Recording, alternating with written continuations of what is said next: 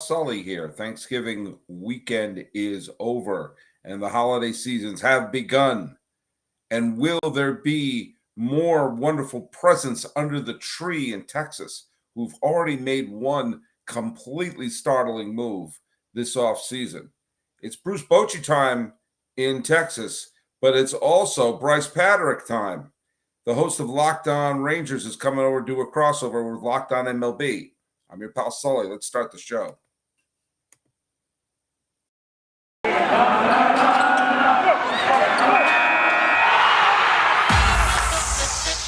You are Locked On MLB, your daily MLB podcast, part of the Locked On Podcast Network, your team every day.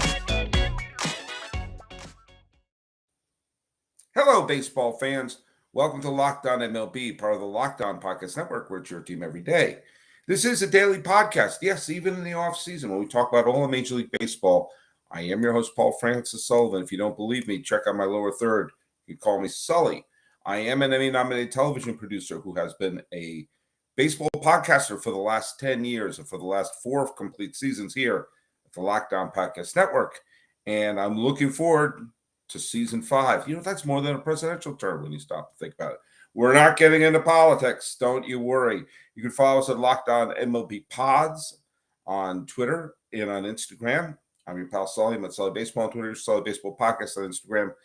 And you please tell your smart device to play podcast Locked On MLB or check out some of the other great shows on the Locked On Podcast Network, including Locked On Rangers. Now, why would I bring up Locked On Rangers? Well, because I shot out a little last-minute email because I realized I was going to be talking about one of this person's favorite players. In fact, he has a certain paternal feeling towards him. And who feels paternal towards this player? Well, Pater is in his name. It's Brice Paterik. How are you doing, buddy? What is Paterik? What does that literally mean? Does that mean lover of Joey Gallo? I think I think it's Dutch for lover of Joey Gallo. Not exactly sure what it's supposed to mean, but now on these here internets, it basically means lover of Joey Gallo, son, father of Joey Gallo. Hey, by the way, bud, just, I didn't want to. I want to just address one thing before we get into the show here. I know I had some technical issues with the last show I did with Nick Morawski. I really hope we're not having them now. You can hear me, right? I can hear you fine. Great. And when I recorded with Nick, the sound with Nick sounded fine. And unfortunately, when it was published, there's a lot of hiccups in his sound. So I know some people wrote to me. I have a team of experts working round the clock here at the Locked On MLB studios based in Pasadena, California, overlooking the historic Rose Bowl. In that, it's me. I'm sorry about that. For those of you who complained to me about that and asked me to get to work on that, I will refund you your money, and I will send it to you. Do what? I'll double it. I will double it. But look, and hopefully the tech problems are. Last week had a ton of tech problems, and the IT department here at the Locked On Studios was celebrating Thanksgiving. In that it was me. But hey, we're doing a live stream right now. I see we already have someone in the watching us right now. Just post something in the chat if you have any questions about the Texas Rangers. Okay, back to the Rangers. Brice Paterik, the Rangers, you were on the season this last year. It was a disappointing year for them, especially as they added a couple of key players to the team and didn't add a lot of wins. And Chris Woodward got the heave-ho. Baseball life for Tony Beasley took his place. And you and I talked about, hey, what if they give Tony Beasley a full shot? I mean, how could they get a more talented manager than that? And I brought up, well, they could bring up Bruce Bochy's lieutenants. Take a drink, everyone. Yeah. And the Rangers said, tell you what, we'll do you one better. Bring in Boch. What are your thoughts of my dad's favorite manager now managing in Texas? Well, I kind of approached it with the same skepticism, and like good-natured, general, earned skepticism of not expecting good things for this Texas Rangers team, because it's been since 2016, since they made the playoffs, and there's been a lot of upsetting and frustrating and maddening things to happen along the way. But last year, there was all this talk lead up of, oh no, we're going to get all these big free agents. And I was like, yeah, I'll buy it when I see it. And then I saw it, and I thought, okay, that's pretty nice. And then those free agents did pretty well, but the rest of the team was kind of crap. And there were a lot of things that needed to be improved. And they fired their manager, which I thought Chris Woodward probably will. I think he should get a shot somewhere else. I think he's a fine manager, was dealt a tough hand from the start. He was hired in 2019, did a pretty decent job with that team, but ownership wanted to send a message. They fired him. They fired longtime president of baseball operations, John Daniels, who had been running the club in the front office since 2006. I thought, okay, we're going to make some moves. And one of the things that Chris Young, the Rangers' new GM, this is his first tenure as a GM, only been in a front office for about a year.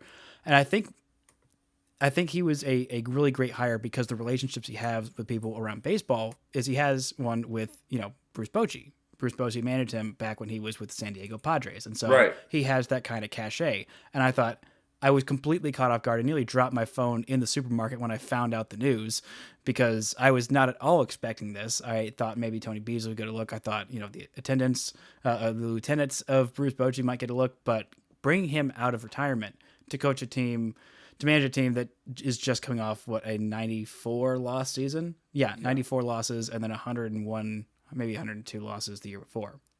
But I thought, okay, this team is serious. They are really about that edict of playoffs or bust in 2023. And you know what? I'm about it. I'm excited. Yeah. Hey, look if nothing else, I don't know if Bochy is a long-term solution, but at least here's one thing it does. And I think as you mentioned, it's the Rangers haven't been in the postseason since they lost the division series to Toronto. Which time? In 26. Well, the year that I felt they were going to be, because they had Cole Hamels and Darvish. Mm-hmm. And I remember thinking, man, I think they're going to win the pennant. I thought so too. I thought they were going to, that was the year that Cleveland wound up going to the World Series against Chicago. And of course, Cleveland got to within one swing of winning that World Series.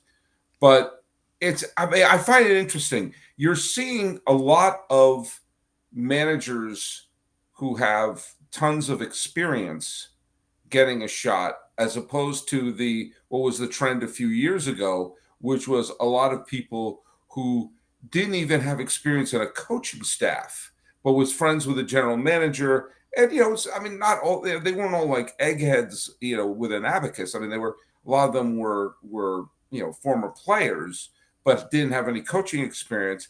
And then you see, the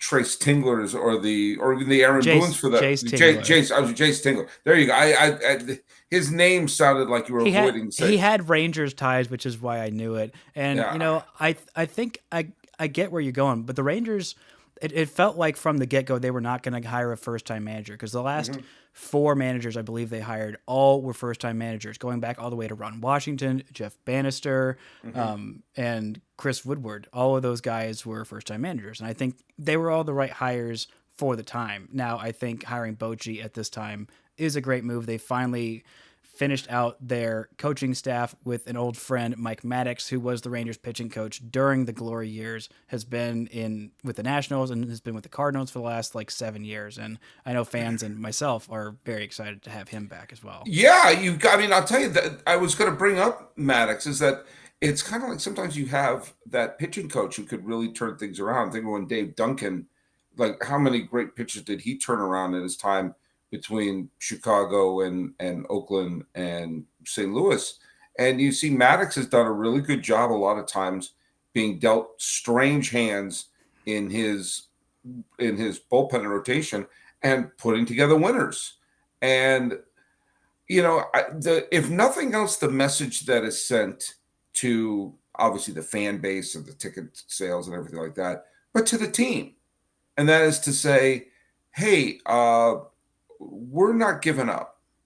you don't sign someone like Bruce Bochy. You don't lure Bruce Bochy away from the fishing hole and say, hey, how would you like to be one of those managers who, if he brings the Rangers to the postseason, he will have managed a team to the postseason in the 90s, the 2000s, the 2010s, and the 2020s. That's 4 decades. And, and I don't think there's that disconnect. Like when Tony La Russa was brought to Chicago, yes, he won a division in 2021.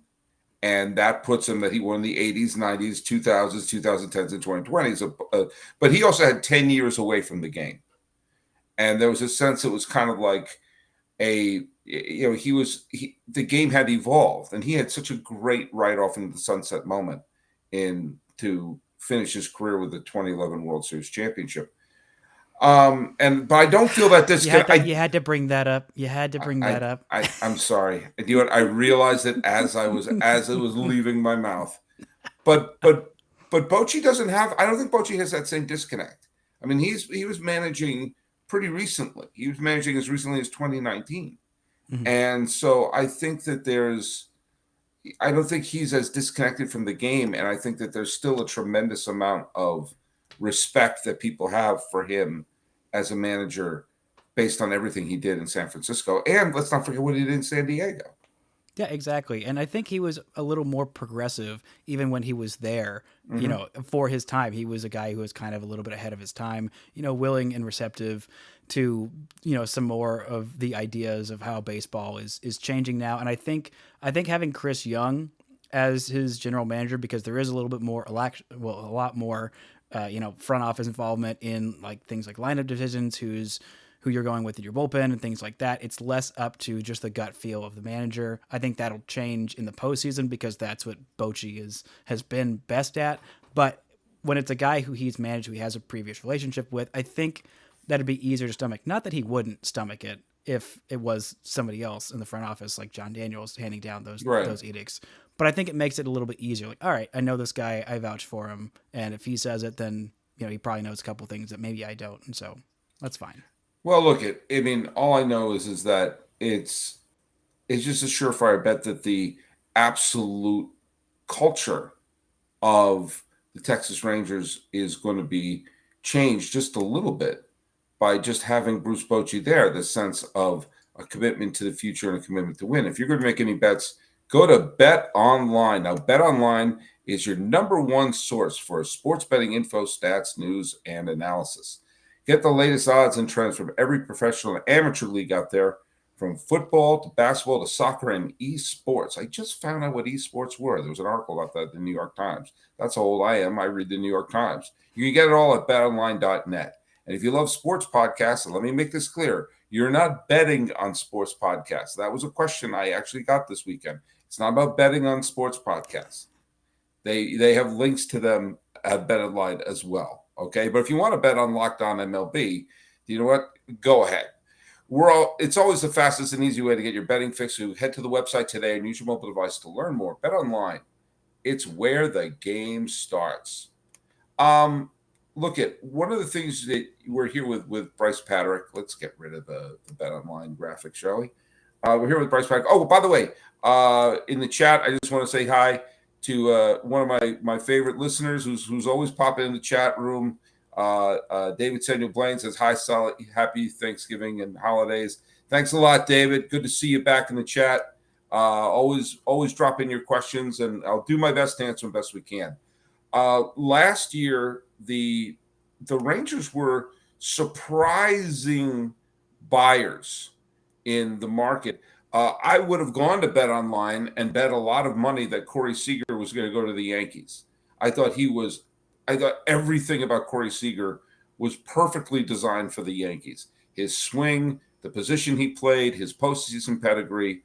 And then I also thought Marcus Semien would also be a good fit with the Yankees. And guess what? They're now up the middle in a pretty good up the middle combination for Texas. Their outfield,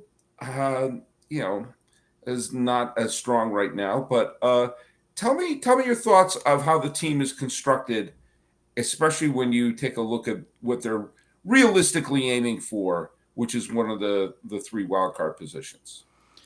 So, I mean, I did talk a lot about how this team lost 94 games last year, but I feel like that doesn't always tell the full story. The story, in my mind, the story of the 2022 Texas Rangers is their abysmal record in one-run games. Absolutely abysmal. 15-35, a 30% win percentage, and it honestly felt like so much worse. So their run differential overall, like, they were not as bad a team as their record indicates. And I think the biggest difference is their offense is fine. Nathaniel Lowe had a fantastic season, won his first ever Silver Slugger. Jonah Heim had a really, really good season with Mitch Garver being hurt. Adolis Garcia kind of proved that last year wasn't just a flash in the pan. And up the middle, I mean, it was a pretty rough start for Marcus Semien and a little bit also for Corey Seager. But they pretty much performed to the level that was expected of them. And eventually, towards the end of the season, Josh Young's there at third base. So the infield set, the outfield, maybe you could switch some things around. Maybe Brandon Nimmo will be a little bit of a target. I don't think as much so if they do get one of those top end guys at the top of the market. We're making, $40-50 million a year. But I think that somebody in left field is definitely where this team needs to upgrade. Leody Taveras, not a great offensive season, had a really great first half, kind of fell off, but defensively, he is among the best defenders in center field. And Bubba Thompson, as of right now, I think he is the guy who is going to stick in left field. If they make no moves, then I think it's Bubba Thompson. Fastest player in the league, making some great strides offensively, and actually a really great bunter. Like, that was actually something that mattered because he was so insanely fast, and so he provided some value. I don't think he's a long-term solution, but there is a guy that who is the one that you lured me into the podcast to talk about, which is Joey Gallo. And I think it would be a perfect situation getting a 1-year deal with him, buy low, have him come back to a place where he feels comfortable with, where he succeeded literally just in 2021. He was an all-star with this team. Yeah. It wasn't that long ago. People feel like it was like forever. It really wasn't that long ago. And I think it would be a perfect fit for the Rangers and for Joey Gallo and for me personally. Yeah, I mean, first of all, just talk a little bit about, I know a few Ranger fans, and I actually was working my old job, working very closely with someone who was a rabid Texas Ranger fan in the early to mid 2010s, which was a pretty good time to be a rabid Texas Ranger fan. And it's funny, like, people feel emotion towards homegrown players, something that the Red Sox still haven't figured out, as they let, they're going to let Devers and Bogarts go after leaving Betts, and they realize, what are you doing? What are you doing? All the Trevor stories in the world won't make us forget that. But, fans hold those homegrown players, or at least the players who made their debut with the team, to their bosom. And watching the Ranger fans just gush and love Joey Gallo, tell us, what is it about it? And just beyond WAR and beyond the stats, there seemed to be an emotional attachment my Ranger fan friends had, and for you, it was borderline pathological. So, it just was pathological. For me, it's Joey Gallo. There's a special connection there. He's about my age. He's kind of the first prospect that I started like caping for, like from the time that the Rangers drafted him, basically, was when I started following him. And I thought, okay, this guy is just a weirdo, like an absolute baseball weirdo. Came up as a 6'5" third baseman with like a cannon of an arm. He was being asked to be a pitcher. A lot of teams wanted to see him as a pitcher. He just straight up would not tell scouts when he was throwing. Even though he threw 100 miles an hour, he's like, I'm going to be a hitter. I'm going to hit dingers. And that's exactly what he did. He's a guy who just like walks an astronomical amount, strikes out an insane amount, hits the absolute crap out of baseballs. And like as a joke, when he was still a third baseman, me and my buddy Grant were just like, let's put him in center field. Let's just as a goof. And then they did that. And he was actually really darn good. His best season was in 2019, where he was pretty much an everyday center fielder and was an all-star and was absolutely amazing. And like just seeing him as a prospect, like fighting and caping, like saying this guy can be really amazing. Like maybe he will flame out in Double-A because he has such a wide range of possibilities for what he could be as a player. But seeing a guy like that who is such a unique baseball player achieve basically like the top 5 percentile of like what his projection was as a kid, and seeing him do it with your team is just like, this is amazing. This is what baseball is all about. Prospects break your heart all the time for all the like dozens and dozens and dozens. Even the one Nomar Mazara, who was like a can't miss prospect, like literally the most cantest, mistest prospect, and he just stopped hitting. He just stopped hitting and became bad out of nowhere for no reason at all. And for him to like fall off a cliff, and other guys kind of that same era where there were a bunch of really good range prospects and none of them really hit except for Joey Gallo, and then seeing him hit and then also having to be traded because the Rangers just didn't want to offer him a decent contract extension was just absolutely the most heartbreaking part of the first 100 loss season since the 1970s, which was 2021. But yeah, it's just something about seeing him do all these weird things on a diamond and being like, I knew he could do this, and seeing him actually do it is just, it's what makes baseball the most special for me. Right. Well, I'm going to say a couple names here. Trevor Hauver, Ezekiel Duran, Josh Smith, and Glenn Otto, who are the players that the Rangers got from New York for Joey Gallo when Joey Gallo was an all-star, as you said, all the way back in 2021. He's now floating as a broken man, wandering kind of like Bill Bixby at the end of The Incredible Hulk, hoping someone picks him up. How about that for an up-to-date reference? Marvel is big, but I'm going to talk about the Marvel show from the 70s. But it's still an image I love. Anyway, back to the Rangers. He could be picked up for a song, and it's funny. We talked about Bochy when Sandoval left the Giants and signed with the Red Sox, and I knew that was going to be a disaster. And you can go check my Sully Baseball podcast from the 2014 off season, thinking like I was lighting candles at church trying to persuade the Red Sox to not sign Pablo Sandoval because he had all the goodwill in the bank in San Francisco. He was beloved in San Francisco, partly because he came up right as Bonds was leaving. And he was this cute, cuddly guy who hit bombs, had a big belly, and they had the panda hats. And then he came up huge in 2 World Series. And I mean, he was part of the 3 World Series, but he was the MVP of 2012. We got gigantic hits against Kansas City in 2014. And so it was this notion that he was a great player if you only saw him from the postseason. He wasn't. He wasn't a great player. He just was loved by the fan base. And he went to Boston, bombed in Boston, was hated in Boston, and they got rid of him. And he came back to San Francisco where there was all this goodwill left in the bank.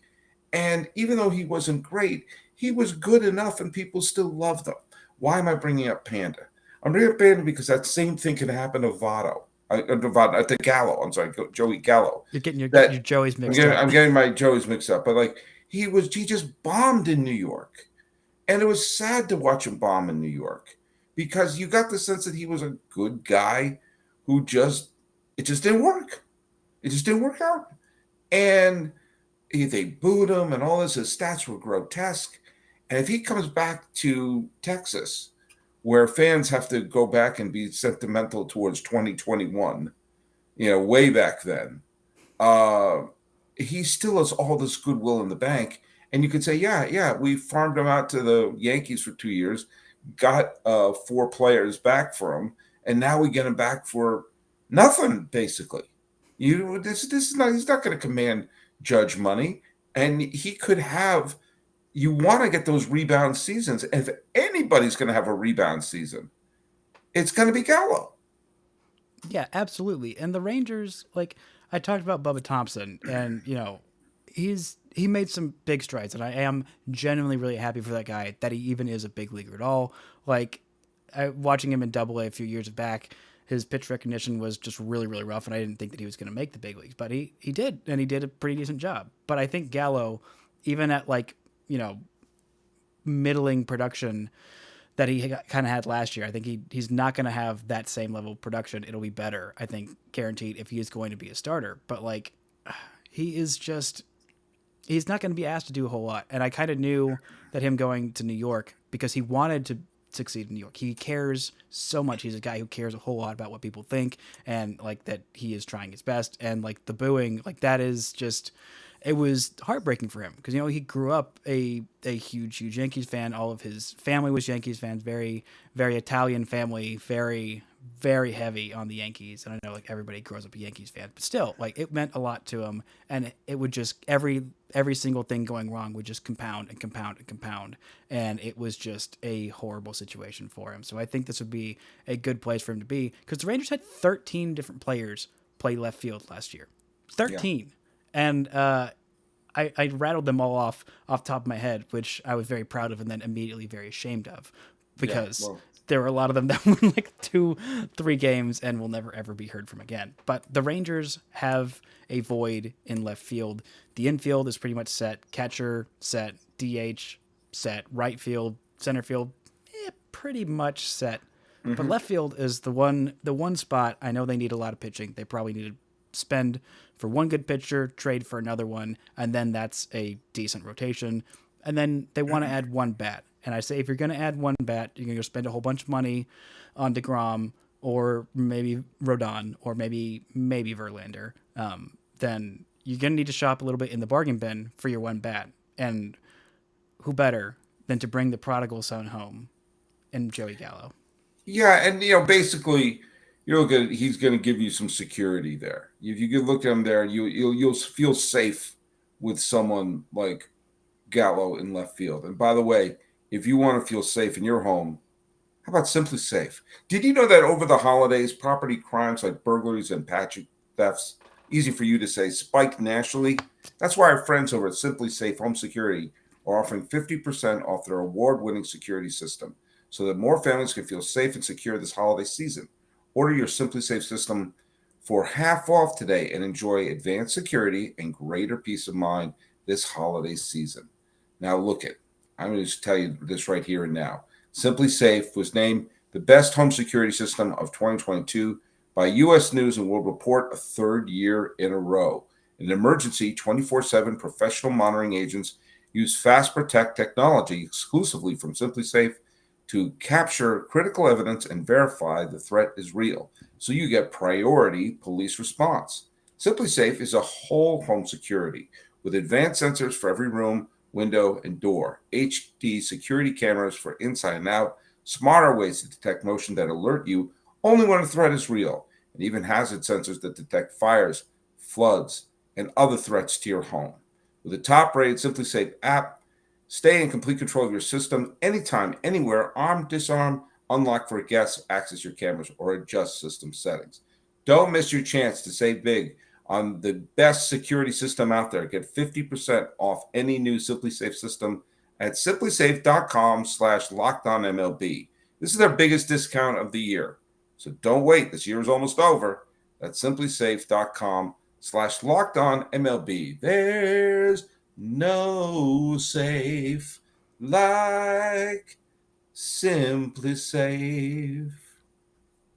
We're here with Brice Paterik of Locked on Rangers. My buddy David Samuel Blaine is asking a key question. He said, "How was your Thanksgiving, Sully?" It was great. It was great. Had some good food. My mother came in from Northern California, and we all got to spend it here and do what we did today. We put up the tree. Ooh. Christmas is now in the Sully house like crazy right now. The tree, the stockings, and everything like that. That goes up the day after Thanksgiving, and the day after Christmas, we put all of it back in the garage. But it's not the point here. Brice, you brought up the fact that they played 51-run games in 2022. Sorry, they lost 35 out of 51-run games. Now, you think about the ways that could be improved. Tighten the bullpen a little bit. If you just tighten each aspect of the game, another decent starter, tighten the bullpen a little bit, get another decent bat in there. If, let's just say, I'm not going to say anything outrageous. Let's say they just went 500 in one-run games. They just split. They wouldn't have had a winning season, but they were a 94-loss team. And if they just played 500 ball, they would have gone 78 and 84. again, still a losing record, still not a wild card team, but you take a look at, almost a winning season, almost at 500. And I think you're right that the front office and everything took a look at that and say not all 94 lost teams are made equally.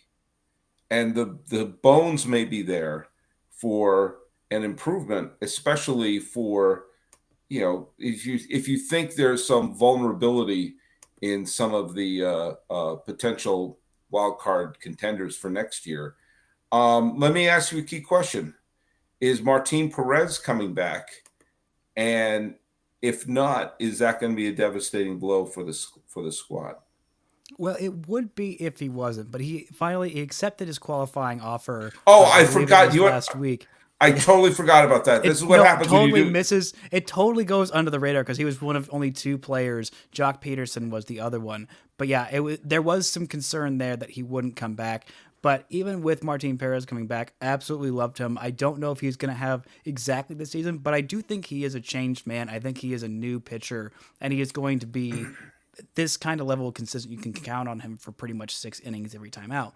But the reason the Rangers were, so bad in these one-run games, and I think big part of the reason they had such a bad record, because when you look at the top 3 of their order, it was Marcus Semien, Corey Seager, Nathaniel Lowe. All pretty darn good hitters. Your cleanup hitter, Adolis Garcia, fine. And then Jonah Heim when he's doing well, and the rest of that lineup, it's fine. It's not, the Dodgers, but it's fine.